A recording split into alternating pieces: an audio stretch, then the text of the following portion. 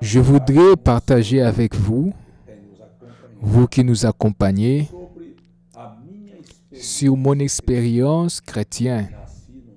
Je suis né dans une famille chrétienne. À l'âge de 14 ans, j'ai pris la décision de me baptiser dans une église évangélique. Et c'était là que dans mes meilleures intentions, avec un cœur sincère, vrai, ce pasteur-là, il m'a conduit dans les eaux de baptême. Et là, en m'élevant dans les eaux, il a répété le mot dit par Jésus dans le Saint Matthieu, chapitre 28, au verset 19. César Auguste Ferreira, selon ta foi et ta confession, je te baptise au nom du Père, du Fils et du Saint-Esprit. Et là alors, il m'a émergé dans les eaux de baptême. Mon cher frère, mon cher ami, cela n'était pas une surprise pour moi, car quelques années après, je découvris qu'avec toute la sincérité, avec toutes les bonnes intentions de ce ministre, qu'il était dans l'erreur. Car en accord avec la Bible, vous dites, le baptême ne sauve pas. Mais si nous faisons quelque chose qui est contraire aux Écritures, est-ce que nous aurons notre salut? Quand nous savons que réellement que cette chose n'est pas conforme aux Écritures, cela a été l'idée de beaucoup de gens qui découvrent ils ont commis l'erreur, mais ils n'ont pas l'humilité de rentrer derrière. Une tradition millénaire que l'Église a pris comme sa base et que vous, en prenant l'histoire, en regardant dans l'histoire, vous découvrez que l'Église s'est déviée de la vérité sur ce sujet et vous cherchez dans la Bible et vous comprenez que l'Église n'est pas en accord avec la Bible.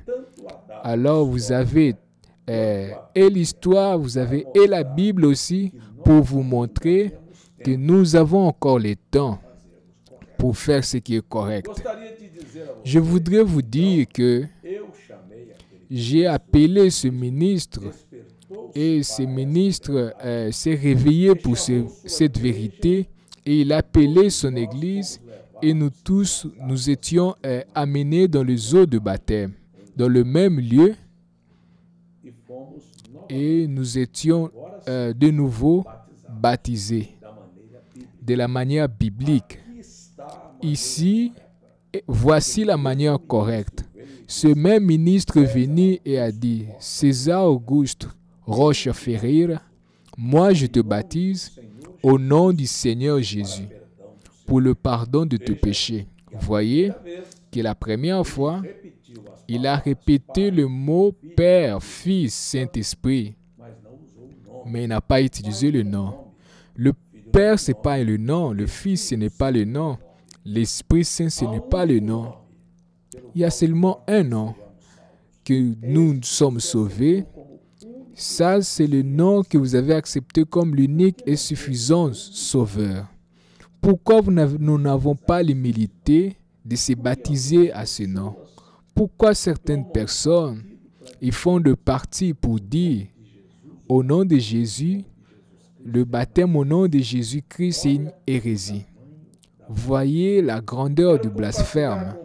Je veux partager avec vous ici un fait historique qui a été réalisé là en Rome, dans l'année 100. Si quelqu'un a n'importe quelles idées fausses, si c'est que l'histoire peut prouver, un baptême dans les eaux d'une autre manière que dans le nom du Seigneur Jésus-Christ, je vous conseillerais de lire l'histoire et découvrir pour vous-même Ce que je vais lire, c'est un rapport fidèle d'un baptême qui est arrivé, qui a été réalisé dans la ville de Rome dans l'année 100. Et cela a été reproduit par le revue Time le 5 décembre de 1955. Et c'est ainsi que le revue a publié.